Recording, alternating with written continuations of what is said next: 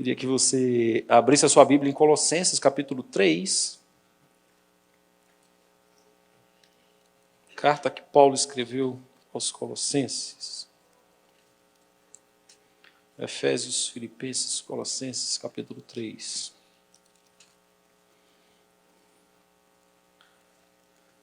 Diz assim a palavra de Deus. Se você não tem Bíblia, sente perto de alguém que tem a Bíblia, para você acompanhar. De preferência, use a Bíblia de papel.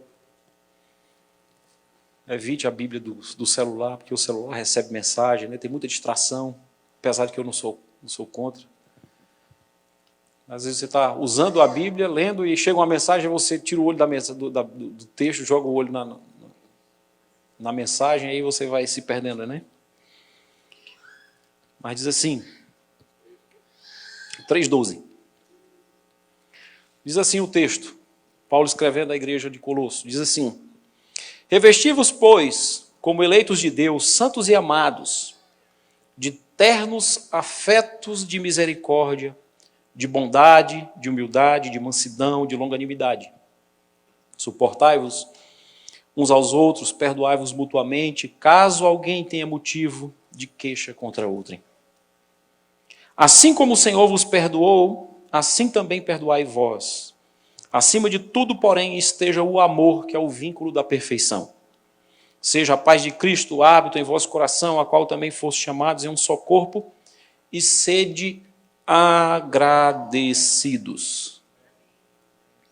Habite ricamente em vós a palavra de Cristo, instruí-vos e aconselhai-vos mutuamente em toda sabedoria, louvando a Deus com salmos e hinos e cânticos espirituais, com gratidão, diga comigo, gratidão, em vosso coração, e tudo o que fizerdes, seja em palavra, seja em ação, fazei-o em nome do Senhor Jesus, dando por ele graças a Deus Pai. Diga, graças a Deus.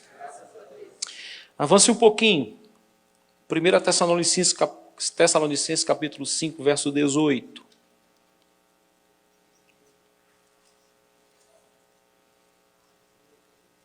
Diz assim, próximo livro, né? 1 Tessalonicenses capítulo 5, verso 18. Em tudo dai graças, porque esta é a vontade de Deus em Cristo Jesus para convosco. Diga assim, em tudo dai graças. Essa palavra dar graça, gratidão, é uma palavra mágica. Né? A gente às vezes assiste os filmes aí, quem é mais ou menos da minha idade conhece ainda Pirlim Pimpim, né? Abre-te Sésamo, né? Turma de hoje não conhece mais, mas as palavras mágicas do cinema não são as mesmas da Bíblia. E uma das principais palavras mágicas que a palavra de Deus nos ensina é a palavra gratidão. Gratidão. Eu acho que a gratidão é a maior razão, é a maior causadora de bem-estar, é a maior causadora de alegria, é a maior causadora, é a principal fonte de bem viver. Eu, quando era garoto, a gente viajava muito de carro, eu morava no Paraná, e pra você ter uma ideia, eu fui, ainda na barriga da minha mãe, eu fui de Maringá, no Paraná, para Fortaleza, no Ceará, dentro de um Fusca. Minha mãe, meu pai, 2 irmãs e eu na barriga. Né? Ainda bem que eu estava na barriga, né? Subiram e foram num Fusca 1300, daquele que apitava, que você acelerava, fazia brrr, né? Motor aspirado a ar, né?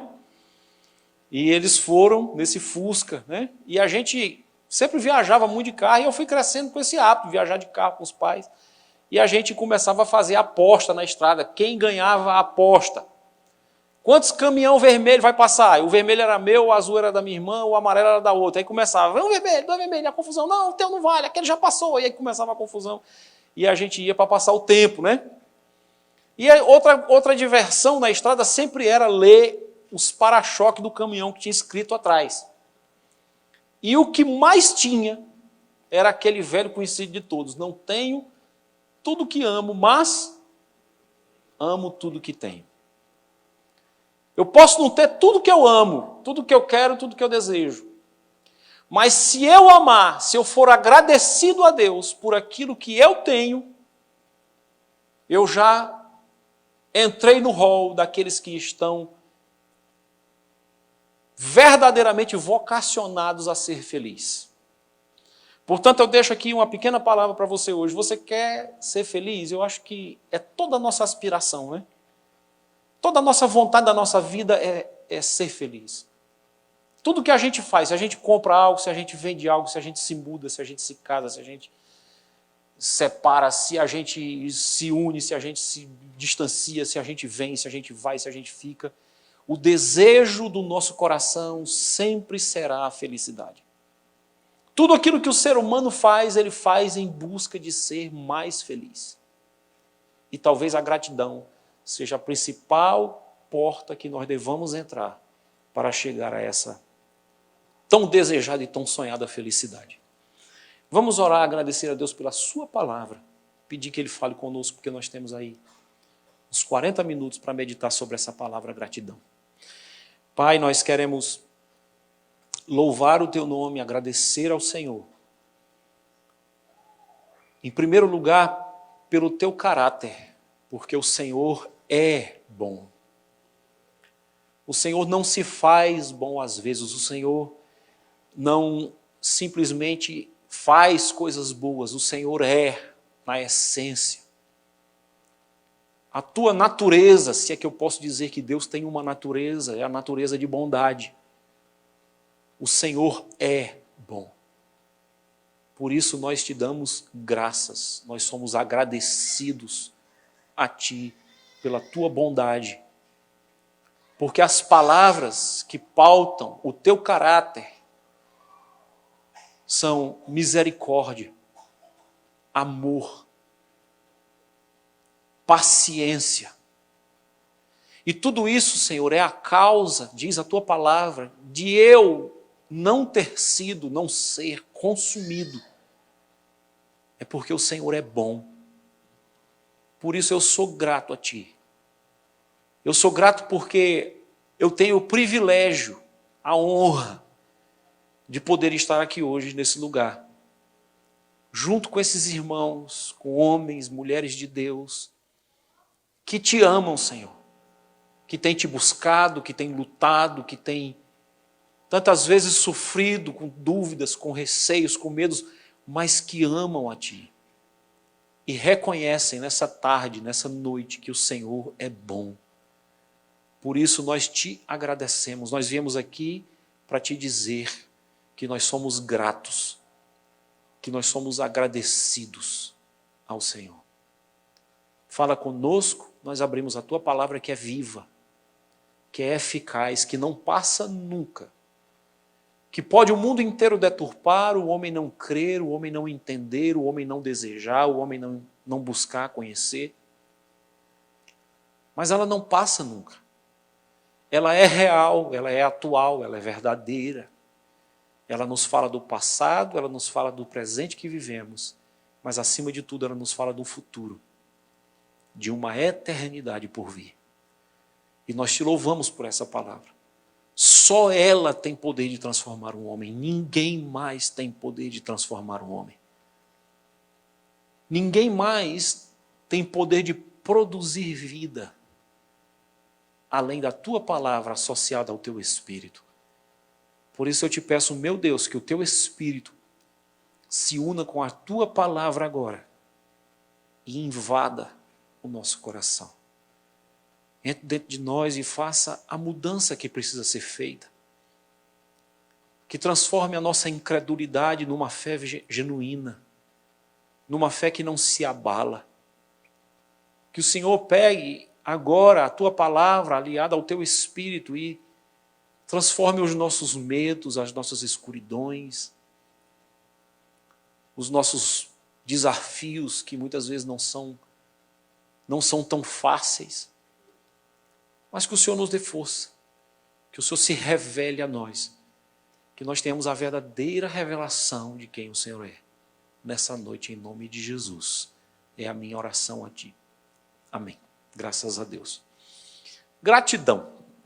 Né? Interessante que, como eu falei, se de fato queremos ser felizes, precisamos andar olhando para aquilo que recebemos, para aquilo que temos, para os lugares aonde nós entramos, como uma oportunidade que o Senhor nos dá de ali exercermos o nosso papel, de ali vivenciarmos um tempo de comunhão, de manifestação da presença, da bondade, da graça de Deus.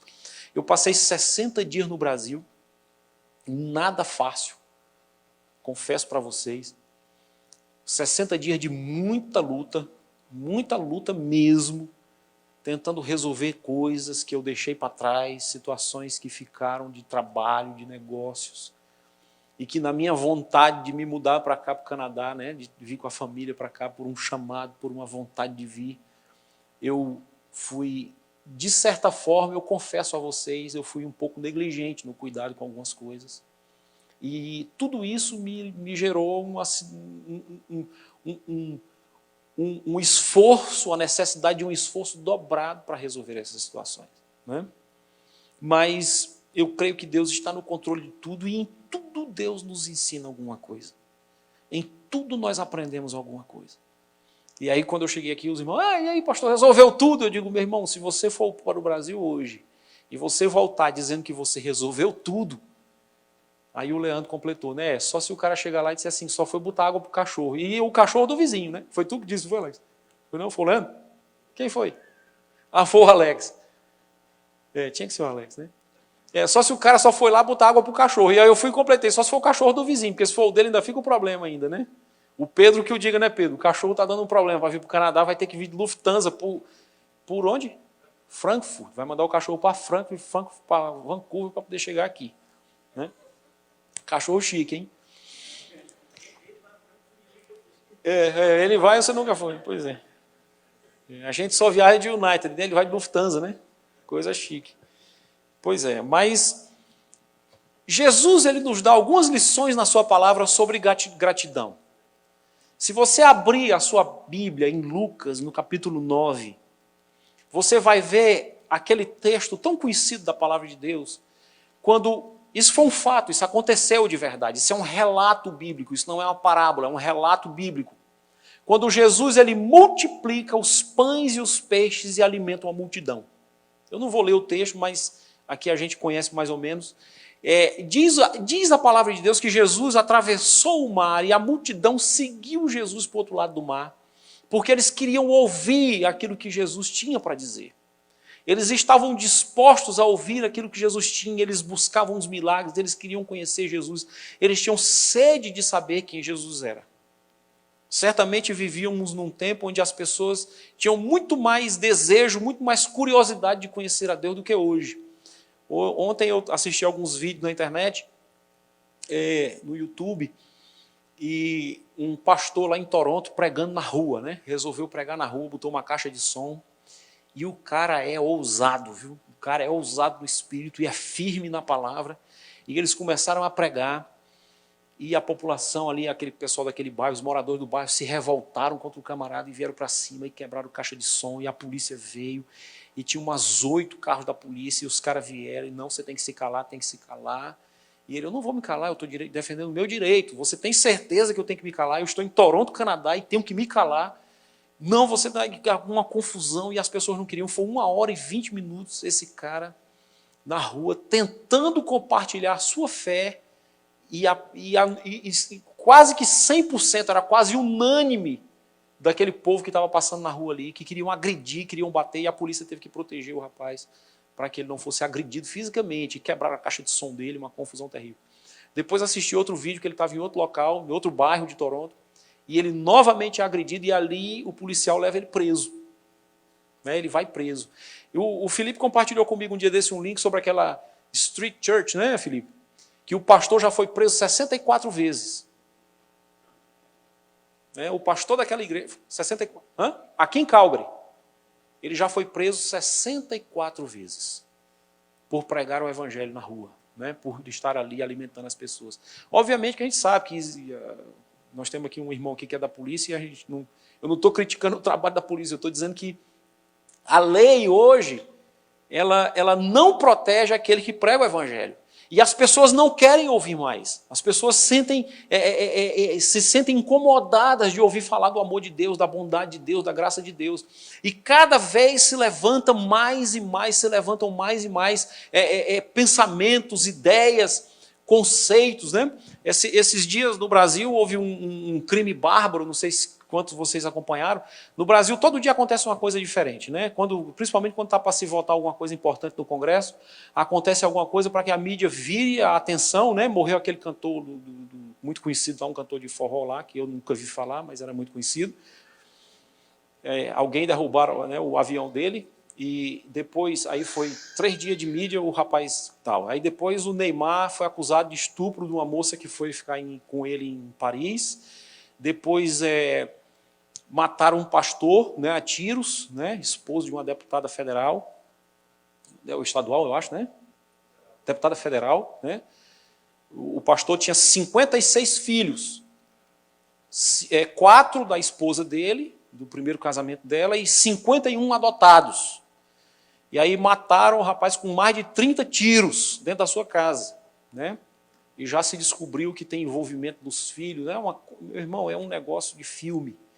E uma das coisas que me chamou muita atenção, que foi um crime que aconteceu de duas mães, 2 senhoras que são mães, né? Uma tinha uma filhazinha de, acho que de 5 anos de idade, e a outra tinha um filho de 9. E elas decidiram viver como um casal, e elas foram morar juntas, né? Como um casal, como uma família, constituíram a família e foram morar juntas. E elas resolveram transformar o garoto numa garota. Obrigar a criança a se tornar uma menina. E depois de ter mutilado o órgão genital do garoto por mais de 1 ano, o garoto convivendo com a mutilação, decidiram esquartejar o menino. Esquartejaram o garoto, arrancaram a pele do rosto do garoto e fritaram numa frigideira, depois colocaram o menino numa churrasqueira. E depois esquartejaram e colocaram os restos do garoto e jogaram nos diferentes locais, e aí as pessoas acharam e foram encontrado o corpo do menino. Mas a gente vê uma situação no Brasil, a gente chegando num momento assim de um caos social, de uma situação assim extrema, que você não sabe mais o que fazer, não sabe mais o que... Você fica estarrecido com tanta coisa que acontece. Todo dia é uma coisa nova na mídia, a mídia anunciando algum crime bárbaro, alguma coisa louca que aconteceu. E o mais interessante de tudo é que as igrejas estão cheias. As igrejas estão cheias, tem muita gente pregando o evangelho, e do jeito que tem pastor se suicidando, pastor sendo assassinado, tem pastor pregando, tem muita gente ouvindo, tem muita gente boa falando de Jesus, tem muito louvor bom, tem muita gente produzindo muita coisa para Deus. Né? Aqui a gente, por exemplo, aqui a gente tem muitos filhos de pastores, aqui tem o Jeremias aqui que está aqui, tem a família do pastor Alan, que é toda de pastores, o pessoal, a mãe do Agrado, o pastor Alex, o sogro do Emerson.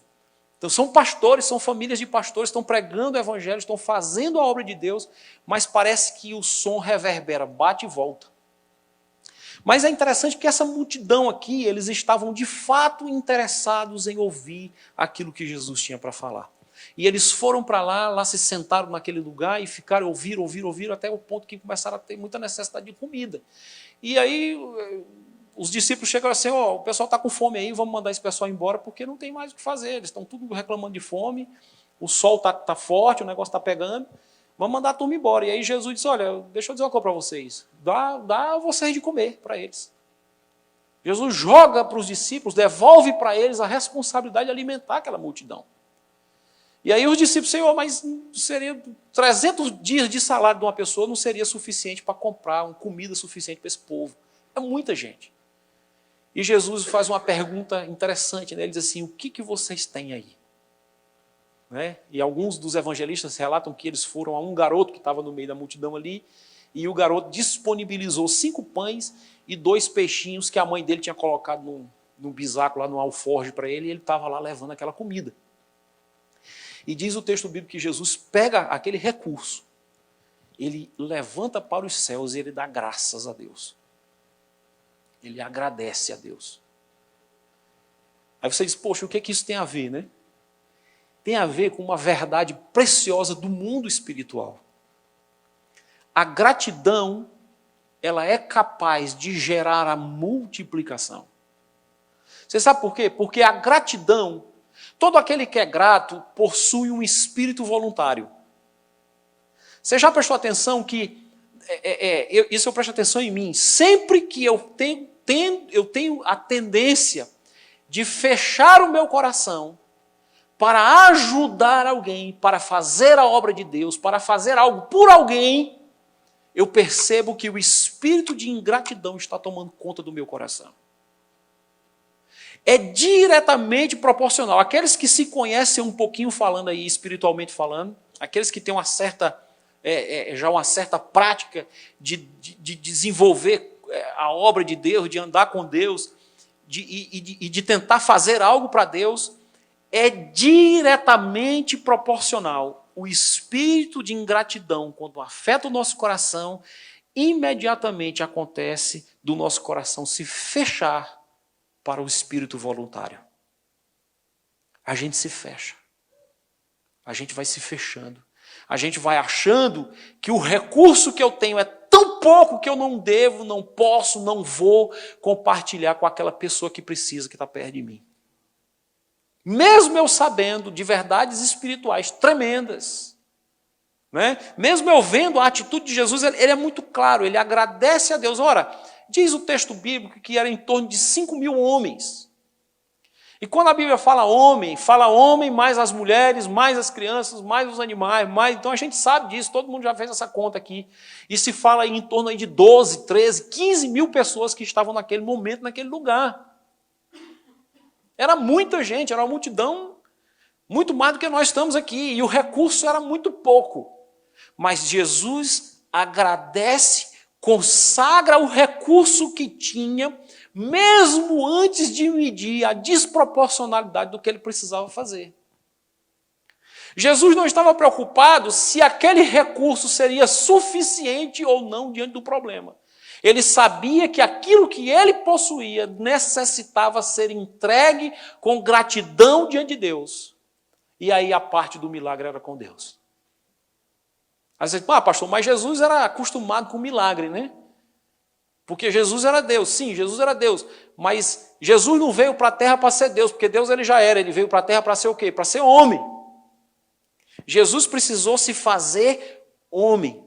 Então ele sabia que se ele fosse agradecido, se ele tivesse a capacidade de louvar, de adorar, de consagrar e manter o seu coração, um coração voluntário, o recurso, por escasso que fosse, poderia sim ser usado das mãos de Deus como um milagre para alimentar muito mais gente do que deveria e do que poderia. E diz o texto que Jesus manda a multidão se assentar, agradece a Deus, consagra o recurso. Todos comem. Todos comem. E no final de todos comerem, diz o texto bíblico que se recolhem 12 cestos cheios do que sobrou. É uma matemática muito doida do reino de Deus, né? Que matemática maluca. Às vezes a gente se coloca em determinadas situações e a gente sabe que a palavra de Deus diz que a gente tem que ser fiel no pouco. Mas é interessante que nós temos duas lutas. Uma, quando a gente tem demais, a gente não quer ser fiel porque a gente tem demais e a gente quer esquecer daquilo que Deus fez, porque a gente começa a olhar para a nossa própria capacidade de fazer. E quando a gente não tem nada, a nossa tendência é se proteger. Você já prestou atenção nisso? Que uma das coisas que mais nos tira de fazer as coisas pelos outros é esse sentimento que a gente tem de autopreservação. Lá no Ceará tem um ditado, meu irmão, farinha pouca. Quem completa? Meu angu primeiro. Farinha pouca, meu pirão, meu angu primeiro. Né? Tem até uma musiquinha que diz assim, piso o milho, peneiro o xerém, eu não vou criar galinha para dar pinto para ninguém. Já viram essa? Tem, piso o milho, peneiro o xerém, eu não vou criar galinha para dar milho para ninguém. Luiz Gonzaga. Olha, sabe até o autor, né? Gratidão produz multiplicação, produz um coração voluntário. Por que que produz multiplicação? Porque quando você reparte. E aí tem uma música na igreja, quando eu ia para a missa, quando me levavam, né, para a missa, tinha uma música que eu gostava demais, que dizia assim, fica sempre um pouco de perfume nas mãos que oferecem rosas que sabem ser generosas, né? Outra liçãozinha sobre gratidão, está em Lucas capítulo 7, versículo 47. Jesus entra numa casa, a convite do dono da casa, um homem rico, um homem importante, um homem de muita ascensão, né? E aquele homem convida Jesus, Jesus, vamos lá em casa, vamos participar de um banquete ali, e Jesus vai, né? De forma muito voluntária, como sempre ia, né? Então, se você quiser fazer como as pessoas fizeram para me convite para sua casa para jantar, que eu vou ficar muito feliz, eu vou de forma muito voluntária, tá certo? Só me avisa... Os filhos todos, né? E a nora agora, né? A família está crescendo, né? E Jesus vai para aquela casa e senta e começa a comer ali. Só que entra uma mulher por trás de Jesus e diz o texto bíblico que ela pega um vaso de um perfume muito caro, derrama aquele óleo nos pés de Jesus e começa a chorar. Numa adoração profunda, aquela mulher chorava compulsivamente, suas lágrimas caíam nos pés de Jesus, e ela começa a chorar, e ali ela começa a lavar os pés de Jesus com as suas lágrimas, e com aquele óleo, aquele perfume, ela começa ali e começa a enxugar os pés do Senhor Jesus com seus cabelos. Numa profunda atitude de devoção, de entrega, de derramamento, de compartilhamento, uma gratidão tão profunda a Jesus por ter encontrado o Salvador da vida, o Senhor da vida. E talvez a gratidão seja a principal motivação do coração do adorador. Você quer aprender a adorar a Deus? Passe a ter consciência de quem você era antes de conhecer a Deus e do que Deus foi capaz de fazer na sua vida e de quem você é hoje. Eu confesso a vocês que eu nunca tinha parado para pensar na eternidade. Eu era um cara que eu vivia. Eu tinha 17 anos de idade, quando alguém chegou para mim e perguntou se eu já tinha ouvido falar em eternidade. E eu parei para pensar, eu disse, cara, realmente, a eternidade ela é muito longa. O nome já diz, ela é eternidade, não tem fim, não tem começo, não tem meio, não tem fim. E quando a gente pensa que a gente nasceu pela nossa natureza de pecado, nós nascemos condenados a viver a eternidade toda distante de Deus por conta da nossa natureza de pecado. Porém, Deus, na sua bondade, na sua misericórdia, na sua graça, se revelou a nós e nos deu uma coisa chamada vida eterna. Nós não vamos mais para o inferno, irmãos. Nós não vamos mais sofrer os danos da condenação eterna. Aí eu te pergunto, existe algo que nós devamos mais ser gratos na nossa vida, senão por termos recebido o acesso, o dom da vida eterna? E aquela mulher entendeu isso, ela sabia quem ela era, ela sabia da sua condição de pecadora, ela entendeu que estava ali na frente do Salvador, do doador da vida, do Senhor de todo o universo, e ela diz, olha, eu tenho que adorar esse cara, não tem saída para mim. Como nós podemos viver uma vida de não adoração àquele que nos salvou e nos doou a vida? Eternamente. É a mesma coisa, essa semana também vi um vídeo interessante lá no Brasil, interessantíssimo. Uma garotinha assim pequenininha, Assim, mais ou menos assim, tipo a Amandinha. Assim, baixinha, né? Garota assim de uns 16 anos, 15 para 16 anos. Aí o vídeo começa assim, o pessoal filmando, o pai tentando demover a garota da decisão que ela tomou de agarrar o cabelo da mãe. A mãe, uma senhora bem, assim, cabelo bem comprido, aquele cabelão liso, tipo a Thalita assim, né? Aquele cabelo bem escuro, assim, preto, liso, muito cabelo. E ela pegou, enfiou a mão aqui assim na mãe, enrolou. E a mãe ficou com a cabeça baixa e minha filha, solta minha cabeça, solta meu cabelo. E o pai, solta, pelo amor de Deus, solta. Não vou soltar. Não solto. Minha filha, solta, não solto. Eu só solto se a senhora me deixar ir na festa. Não, eu vou deixar. Não, você não vai deixar, você está mentindo. Eu sei que você não vai deixar. Eu vou soltar e você não vai deixar. Você mente. Minha filha, eu não estou mentindo. Eu vou deixar você. Eu faço o seguinte, a gente sai daqui agora, entra no carro, você vai me deixar lá na festa. Na hora que eu sair do carro, eu solto seu cabelo. Eu digo, meu Deus do céu, como é que nível nós chegamos? Aonde o nível de ingratidão, de afronta, dos filhos com os pais não respeitam mais os filhos, respondem de qualquer forma. Não sabe do sacrifício, parece que não para pensar no sacrifício que os pais fizeram, que os pais fazem. Não tem mais noção. Um filho pede para o pai uma coisa, o pai não pode dar, o filho se revolta.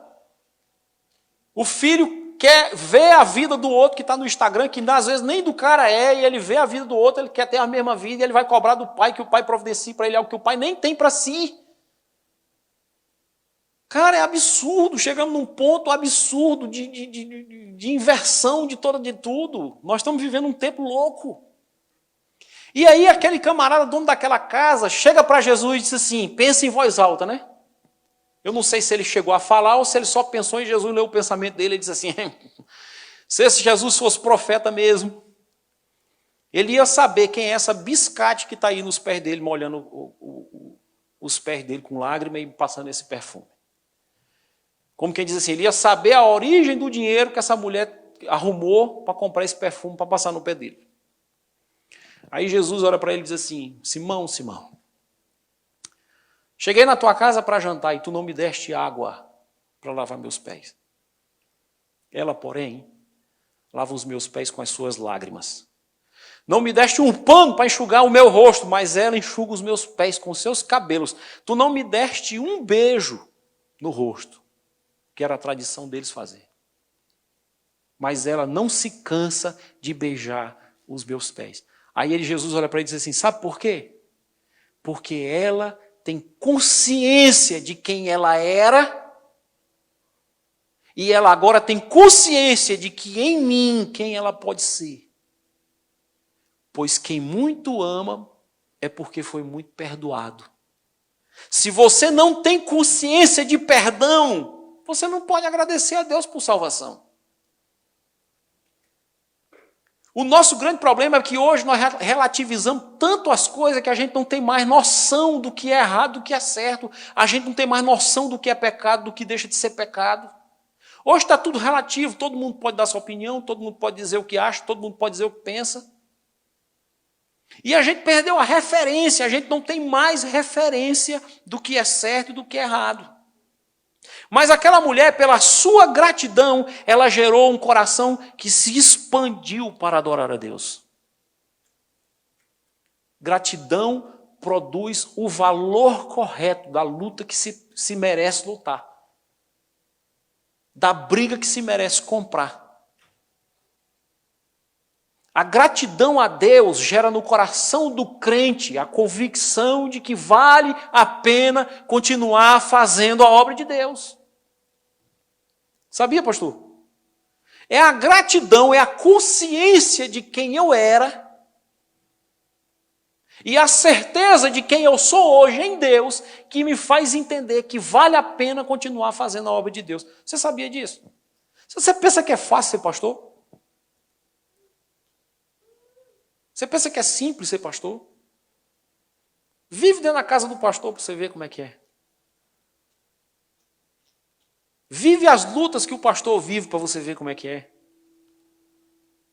Enfrenta os demônios que o pastor enfrenta para você ver como é que é.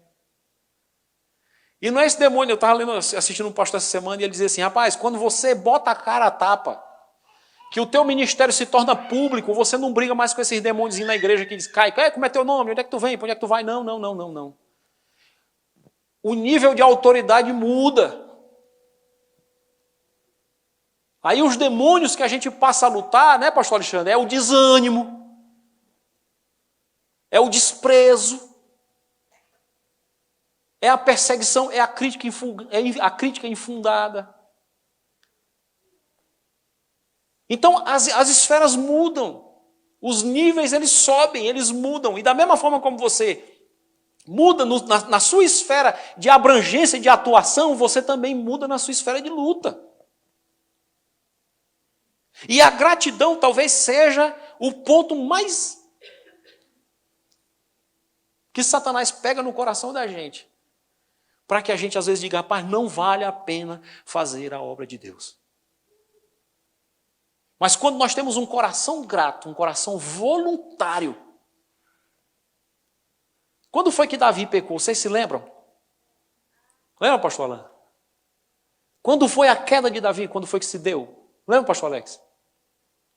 Quando Davi estava no palácio, no tempo que era tempo de guerra e os reis saíam para guerrear. Enquanto os reis estavam desenvolvendo o seu ministério de rei e aplicando a sua voluntariedade na guerra, Davi decide recolher a sua mão e ficar no palácio. Ele peca. Ele cai. Sabe por quê? Porque Batseba sempre foi vizinha de Davi. Ela não tinha se mudado agora recentemente. Ela era mulher, esposa de um dos caras que mais tinha acesso à casa de Davi, ao coração de Davi. Por que Davi despertou o coração para aquela mulher depois de tanto tempo? Por que Davi decidiu cair com aquela mulher depois de tanto tempo? Porque foi um tempo de coração não voluntário. E ele cai.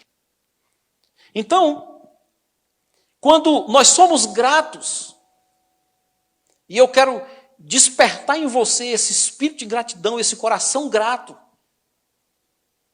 Chegue diante de Deus e derrame a sua gratidão a Ele. Você já abriu a boca para dizer, Senhor, eu te louvo, eu te agradeço hoje por esse dia, pela oportunidade de eu estar aqui, por eu poder comer, por eu poder beber. Eu conversava com um amigo meu que teve um problema na próstata. Um problema bem esquisito assim. E aí ele teve que botar uma sonda, passou acho que 9 meses de sonda. Aí ele disse, pastor, hoje a coisa que eu mais me alegro de fazer na minha vida é levantar a tampa do vaso e fazer xixi naquele buraquinho onde tem água, para fazer que é para mim ouvir o barulho. Porque quando eu fazia xixi era só a gotinha, saía de uma por uma, não tinha barulho. Hoje, toda vida que eu faço xixi, eu miro naquele negócio lá e boto... E eu digo, glória a Deus. Meu xixi faz barulho.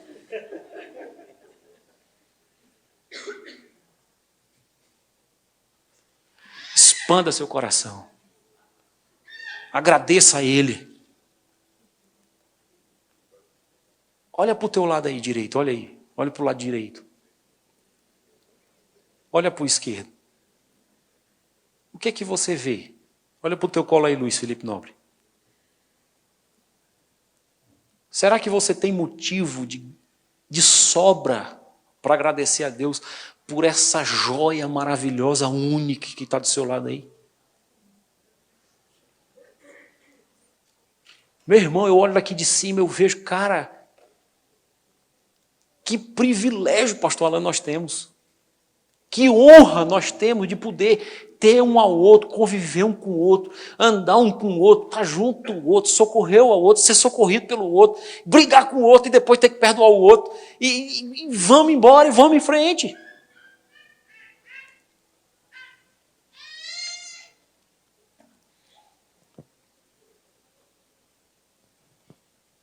A gente, se não é grato, a gente não consegue entender o nosso nível de ofensa, mas a gente entende muito bem o nível de ofensa do outro. Aquela mulher estava demonstrando o que para Jesus? A sua gratidão. a sua adoração. E a adoração nada mais é do que uma manifestação em palavras, em cânticos, em manifestações do corpo, para dizer, Senhor, eu sou agradecido a Ti pelo que Tu fizeste por mim. Adoração nada mais é do que isso. Resumir a adoração é isso. É você dizer para Deus que você reconhece nele, reconhece Ele, e você é agradecido pelo que Ele fez. Aí você louva, você canta, você adora, você lê um salmo, você dança. É uma manifestação de gratidão. E aquela mulher estava ali manifestando a sua gratidão. Mas Simão, o que é que ele fez? Ele entendia que aquela mulher era uma mulher de ofensa. Ele diz, olha, se você soubesse quem ela é, se você soubesse a história dessa mulher, mas ele não entendia que a verdadeira ofensa ali estava sendo feita por ele.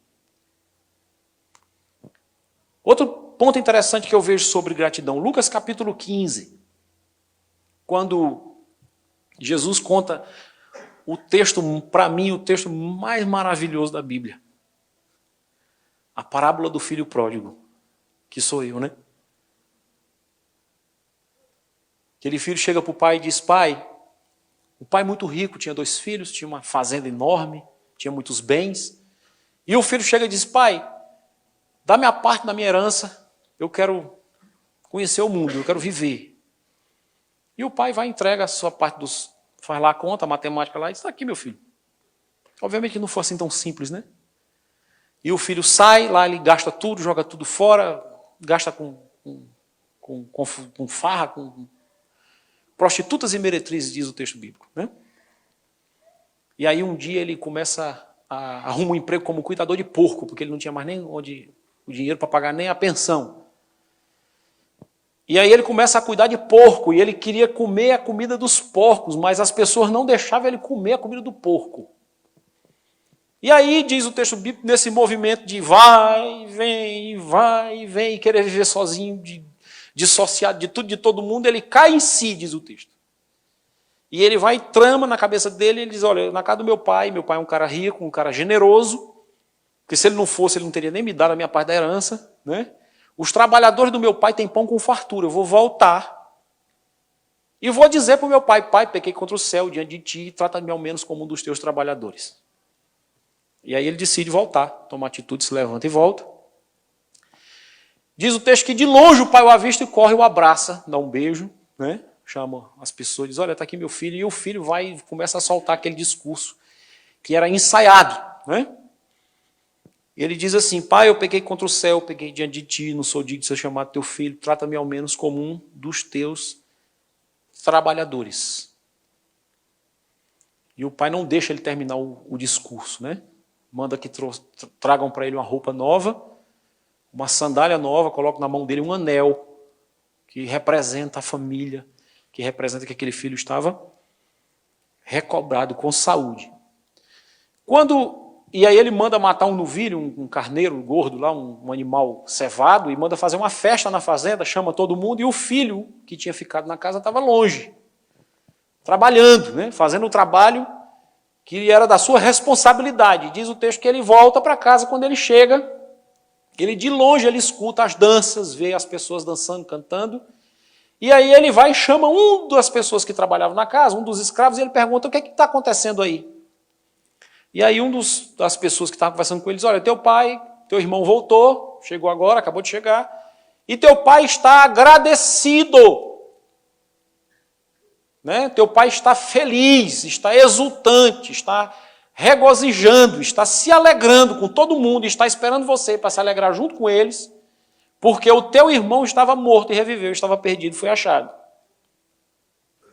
E aí é interessante que o coração desse pai é um coração de alguém de fato agradecido. E o mais interessante de tudo é que o coração agradecido é o coração que não busca acusar o outro, cobrar do outro a responsabilidade, o que fez, o que deixou de fazer, né? Porque às vezes a gente diz assim, eu sou agradecido porque meu filho voltou. Mas a gente vai conversar com o filho, aí a primeira coisa que diz, eu te avisei que tu não devia ir. Bem que eu te falei, eu te disse, né? Eu te falei que tu não podia ter feito o que tu fez. Eu te falei que tu não deveria ter andado com quem tu andou. Mas aquele pai não faz isso. Aquele pai, ele recebe aquele filho e ele simplesmente entende que aquele filho já tinha aprendido a lição de uma forma muito profunda. Ele já tinha aprendido o que a vida tinha para ensinar, de saber que ele não deveria ter feito o que ele fazia, então, o que ele tinha feito. Então não precisava mais ele falar e ficar jogando na cara do filho. E isso me traz uma lição importante, que a gratidão ela é capaz de produzir a verdadeira comunhão. Você quer produzir verdadeira comunhão na sua vida? Seja grato. Tenha consideração. E a consideração é a raiz da gratidão. Porque eu sou grato a alguém, eu considero alguém.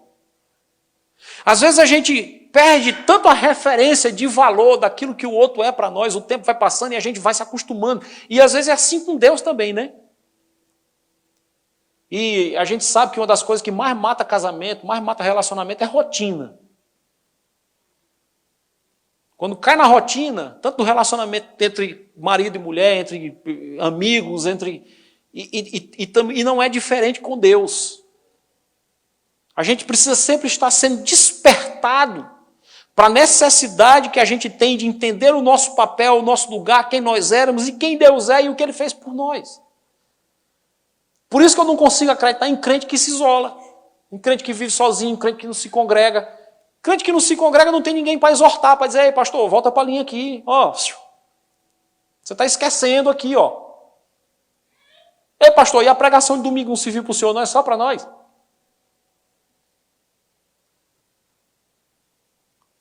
Então a gente precisa estar perto das pessoas para que as pessoas chamem a gente para o trilho.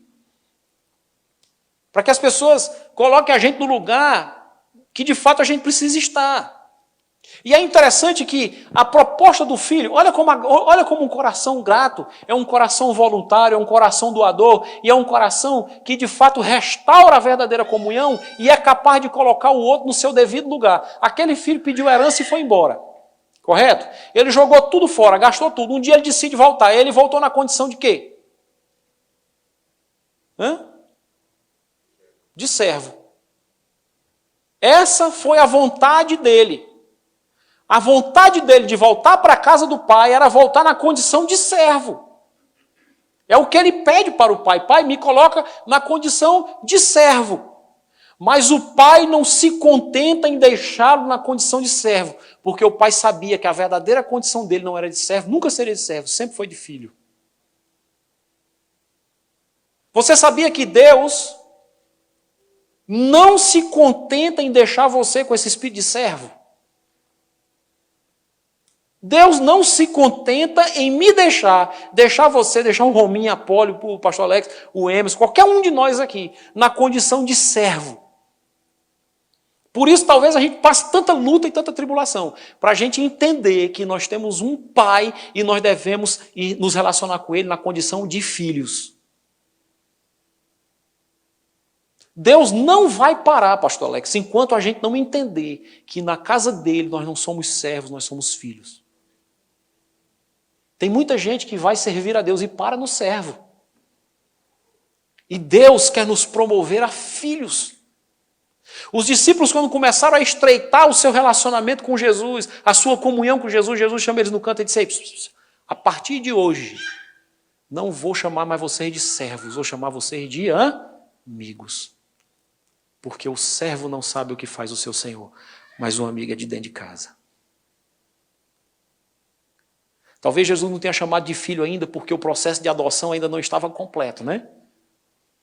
Isso é tema para outra pregação. Jesus não tinha morrido ainda, não tinha ressuscitado ainda não tinha transformado, matado de vez a ação do pecado sobre o ser humano, e eles ainda não tinham a condição de filho. Mas Jesus, olha, vocês já são meus amigos, porque vocês vão saber o que eu faço. Vocês vão andar comigo. Eu vou revelar a vocês o meu coração.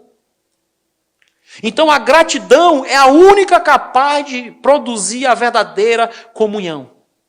Aquele filho volta querendo ser colocado na posição de servo, para pelo menos ter roupa, casa, comida e roupa lavada. Mesmo que fosse tratado como servo. Mas o pai não se contenta e não aceita a sua proposta, o restitui na condição de filho. Você serve a um Deus que é grato pela sua vida. Por que você não é grato pela presença dele? Por que nós temos dificuldade em ser grato muitas vezes pelo outro? Vejo que um coração grato tem o poder que excede as nossas diferenças. Já prestou atenção nisso? Que quando a gente é agradecido pela vida do outro, as diferenças elas vão se... Né? Não, fulano, eu não concordo com isso, com aquilo, mas olha, eu preciso tanto dele, eu agradeço tanto a Deus pela vida dele, que isso é coisa de só menos importância. E eu estou falando aqui, muitas vezes, casal, que o marido não consegue entender que uma coisa simples como dobrar o lençol e botar na gaveta é importante para a esposa. Cara, se é importante para ela, dobra este bendito desse lençol. Bota na gaveta, cara. Não abre mão da tua vida, do teu casamento, da tua família, da tua mulher, por conta de um lençol que tu não é capaz de dobrar. E isso é a prova do teu marido. Mas se ele não aprender, esposa, pastor, isso aí eu já desisti, este bendito não aprende de jeito nenhum, mas também eu não deixo de falar. Eu falo é mesmo. Ele não dobra, pois eu jogo na cara dele. Irmã, se ele não dobrar o lençol, dobra a tua língua, irmã. É sério. Lê o livro de Provérbios, você vai ver. A Bíblia diz que é melhor morar num canto do eirado. Sabe o que é um eirado? Embaixo de uma biqueira. Num canto de rua, que ele está dizendo. É melhor morar debaixo de um canto de rua do que morar numa casa com uma mulher rixosa.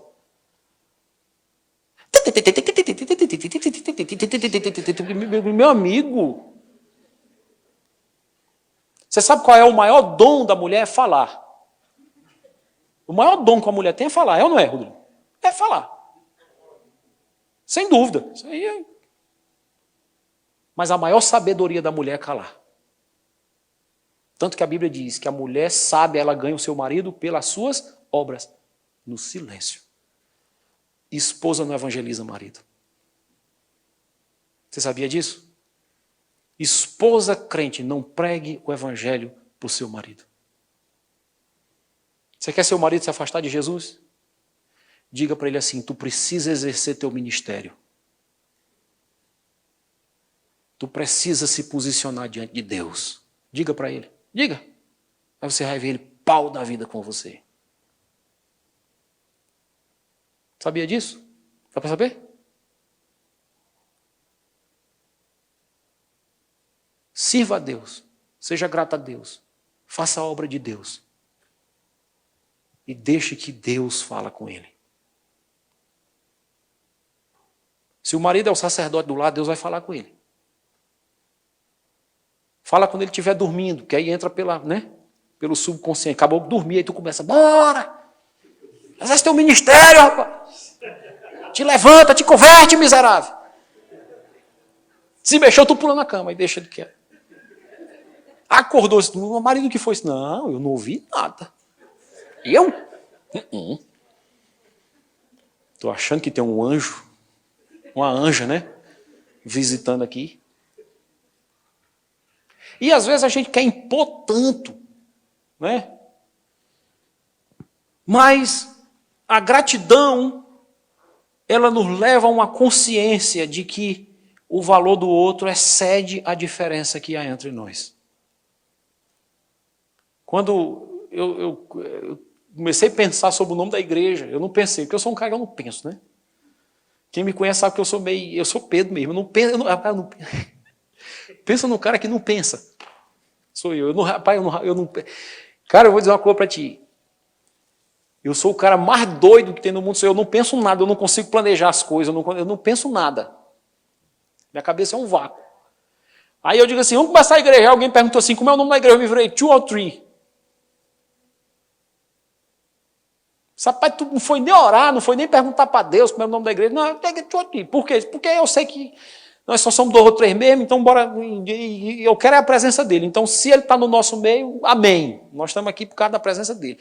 Aí, quando o povo chega para mim para me perguntar, principalmente no Brasil, né? Rapaz, pastor, a gente gosta do senhor, sabe, sou uma pessoa boa, bacana, tudo, a gente sente sua falta aqui. Mas que raio de nome de igreja doida, é Tuatri? Eu digo, meu irmão, se eu botar congregação dos evangélicos, não sei o que, não sei o que. Aí o irmão que não concorda com o nome congregação vai passar e dizer, eu não vou aí porque é congregação. Se eu botasse ali, igreja batista, não sei o que, não sei o que. Aí o cara que não é batista, ele vai dizer, rapaz, eu não vou ali porque é batista. O cara está assim, igreja presbiteriana tal. Você que não vem, ou a igreja Alliance tal. Ele, não vou porque a Alliance é a mesma do... O nosso objetivo aqui não é defender bandeira de igreja, se é 2 ou 3, 3 ou 4, 4 ou 5, não importa, não interessa. Aqui nós não estamos para ser presbiteriano, batista, não estamos para ser assembleano, não estamos para ser evangélico. Quem diz que é evangélico, como diz o pastor Luiz Hermínio, quem chama você de evangélico é a Veja.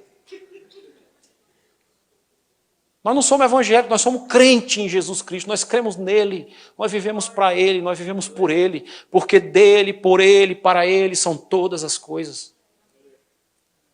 Nós somos cheios de mazela, irmão. Tem hora que nós se juntamos aqui, é cada coisa arranca rabo e tudo, mas termina, eu digo, meu irmão, nós não tem jeito, nós vamos morrer escorado no outro aqui, não tem como. Aí a gente acaba dizendo, eu preciso de você precisa de mim, né? Nós precisamos uns dos outros, irmão. Se a gente se isolar, eles cortam a cabeça da gente, jogam a bola com a cabeça da gente. Isso quem me disse foi uma senhora crente do Iraque. Eu fui cair na besteira de perguntar para ela qual era a igreja dela. Ela disse cristã. Eu digo, sim, mas cristã...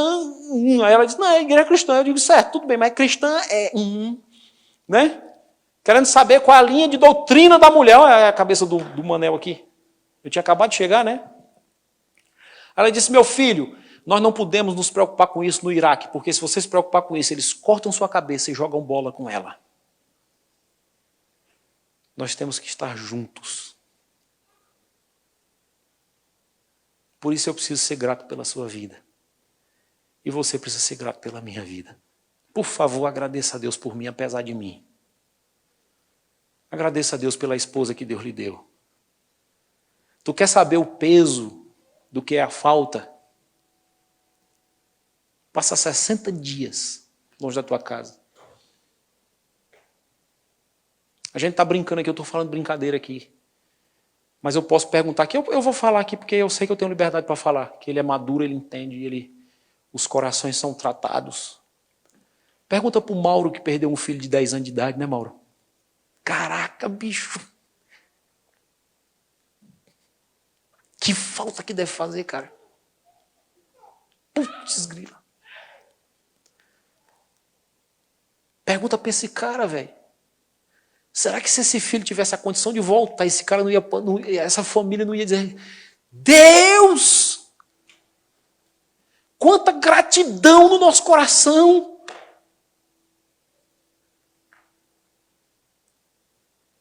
E às vezes a gente tem a oportunidade de ser grato, o cara está do nosso lado, e a gente está mancomunando coisa na cabeça, maquinejando, se eu pudesse me livrar desse raio dessa mulher... Perde ela para tu ver. Perde esse marido mala que tu tem para tu ver. Hein, Enzo?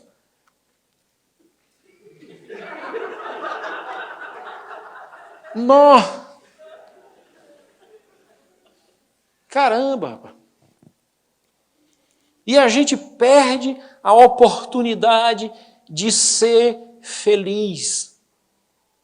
No mundo tereis aflições, mas bom ânimo, cara. Palavrinha simples, ter bom ânimo. Sabe o que é ter bom ânimo? Meu irmão está cansado. Meu irmão chegou estressado. Te pisaram, te bateram. Tu tá dizendo, meu amor, me dê 5 minutos para mim. Eu vou me deitar bem aqui no chão. Eu vou ouvir aquele louvor que diz assim, esse é meu preferido lugar. e não há outro onde eu queira estar. Ouve o louvor, tu te levanta outro. Aí tu não vai mais dar a resposta que tu vai dar outra diferente. Porque a resposta não é mais tua, a resposta é dele.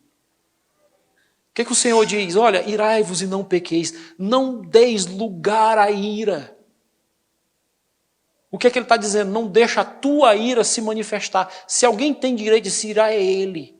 E tu sabe como foi que ele se irou? Lucas 15, acabei de recitar o texto para você aqui. Me trata pelo menos como um dos teus servos. Não, você não é servo, você é filho. Tu já parou para pensar no privilégio que tu tens de ser filho? Certamente o pai tinha uma regra de conduta na casa, mas naquele momento algo valia muito mais do que ter razão. Será que aquele pai era um bobão, um abestadão, que o filho ia chegar e ia fazer, pintar e bordar, levar a herança, gastar e tudo? Será que depois de um bom tempo eles não tiveram uma boa conversa? Filhão, tu viu o que aconteceu, né? Faz o seguinte, junta com teu irmão, tem uma mente coletiva, vamos trabalhar junto, junto a gente é mais forte. Certamente aquele pai tinha regra naquela fazenda, naquela casa, naqueles negócios. Mas naquele momento existia algo muito mais importante do que meter regra na frente. Tem coisa que é muito mais importante do que tu tá certo, cara. E a gente quer tanto estar certo, quer tanto ter razão, quer tanto fazer nossa voz valer. Aí Roberto Carlos já dizia isso há quanto tempo atrás? A tua estupidez não te deixa ver que eu te amo. É a nossa estupidez, cara. Flexibilize seus padrões. Eu não estou falando aqui de você aceitar pecado, não é isso que eu estou falando, não. Disso aí a gente nem comenta. Mas se teu padrão é flexibilizável, flexibilize. Eu vi um casal na minha frente se separar, porque o marido escovava os dentes, quando ele escovava ele fazia assim, ó, e a pasta de dente que pegava no espelho. Separaram. Crentes de igreja. Se separaram. Mauro, creia. Eu vi isso. Pastor, eu não suporto mais falar para esse cara que ele não pode jogar pasta de dente. Se ele jogar, ele tem que limpar. Eu não vou mais limpar. E o cara dizia, meu amor, pelo menos minha boca está limpa. Os dentes estão bem escovados. Separaram. Dá para crer, velho?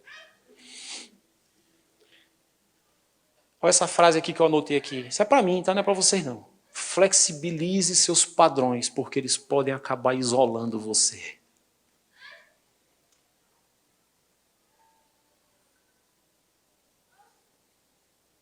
Os nossos padrões podem acabar nos isolando, nos deixando sozinhos. Gere uma necessidade maior. Olha o que Deus falou para mim. 60 dias lá. Estou acabando, viu, irmãos? 60 dias no Brasil. Exatos. Benção. Final de 60 dias, eu quase vindo para cá, voltando. Eu disse, Deus, eu vim, fumo, vortemo, joguemos. Não ganhemos nem perdemos, empatemos. Resolvi quase absolutamente nada. Ficou muito bem, obrigado, e eu não sou contra nem a favor, muito pelo contrário, né? Deixei, lógico, eu sei, Deus está no controle, fica tranquilo, eu sei o que eu estou fazendo. E nada é em vão. Aí eu parei, antes de vir, Paulinho. Quando eu liguei para cá, que aí disseram assim, rapaz, tu tem que ficar, fica, tem uma reunião segunda-feira. Aí segunda-feira a pessoa da reunião não foi, ficou para terça, aí eu digo, terça, tudo bem. Aí eu fui, liguei para casa. Quando eu liguei para casa, que eu vi a cara de Silvio, eu digo, bicho, pode dar o que der. Pode se acabar tudo aí, pode pegar, toca fogo aí, se acabar tudo, ficar e perder tudo aí. Aí eu chamei a pessoa que estava comigo, né? E disse, cara, comprei minha passagem, eu vou sair daqui quinta-feira.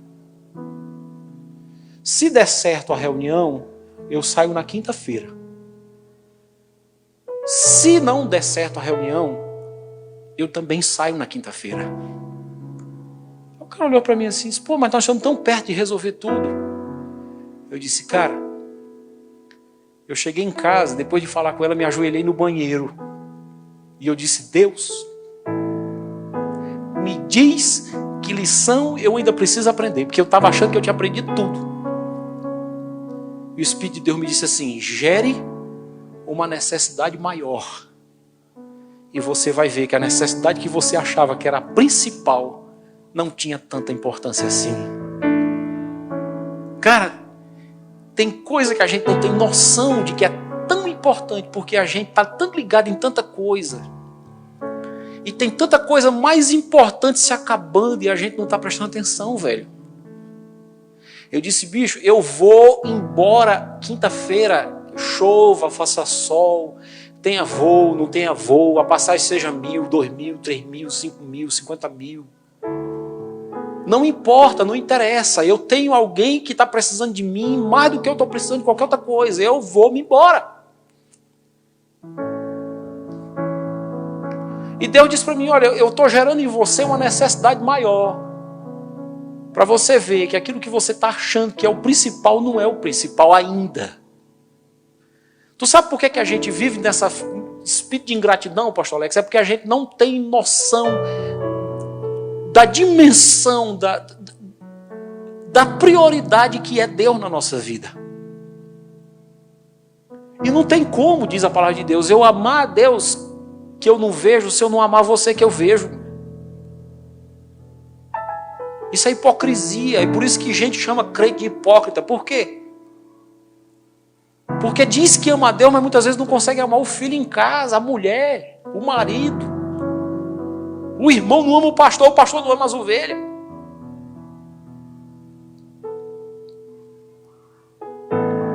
Gere uma necessidade maior. E a necessidade anterior se torna secundária. João capítulo 11, versículo 41. A Bíblia diz que Lázaro morreu, foi enterrado, botado numa cova lá. E aí Jesus chega.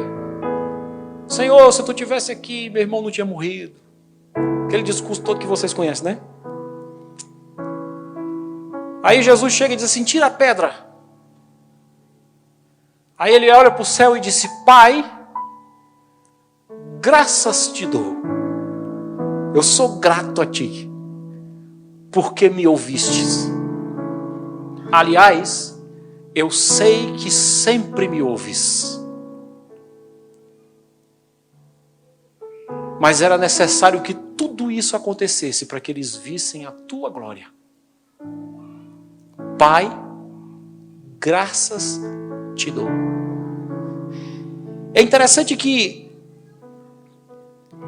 o contexto ali era de um Jesus agradecido, porque ele sabia que se ele falasse com o Pai e agradecesse ao Pai, e ele fosse agradecido àquele que é o autor da vida, ele seria capaz de devolver a vida ao seu amigo que tanto ele amava. Lázaro morreu de forma justa, ele era um homem, pecador, rendido ao pecado. Ele era vítima e autor do pecado ao mesmo tempo, a consequência do pecado estava nele. Ele estava pagando um preço que era justo. A palavra de Deus diz em Romanos que todos pecaram e foram destituídos da glória de Deus, e que o salário do pecado é a morte. E Lázaro de fato merecia morrer, era um ser humano como nós. Mas um coração grato não considera a condição do outro, se merece, se não merece, se é justo, se não é justo. Um coração agradecido, ele consegue ir além. Se Jesus fosse considerar a condição de pecado de Lázaro, ele não teria feito aquele milagre. Jesus só chama Lázaro de volta à vida porque a sua gratidão ao ser ouvido por Deus foi maior do que a sua certeza de que aquele outro não merecia. Se você considerar os meus pecados, você não vai ser grato pela minha vida. Mas se você for grato a Deus, você vai conseguir viver comigo apesar dos meus pecados. Se você for considerar quem eu sou, as minhas falhas, os meus erros, as coisas que eu digo, que eu deixo de fazer, que eu faço, que eu... sei lá. Você vai me deixar só. Vai ficar impossível você viver comigo. E eu com você. Mas se a gente decidir ser grato a Deus, cara, a gente vai andar. A gente vai se mover. Gratidão, palavra simples, palavra conhecida, né? Guarde no seu coração como uma palavra mágica. Gratidão é do grego charis, da onde a doutrina cristã criou a palavra Eucaristia, que na prática quer dizer comunhão. Gratidão é comunhão. Quem é grato, comunga. Quem é grato vive a verdadeira Eucaristia. Amém?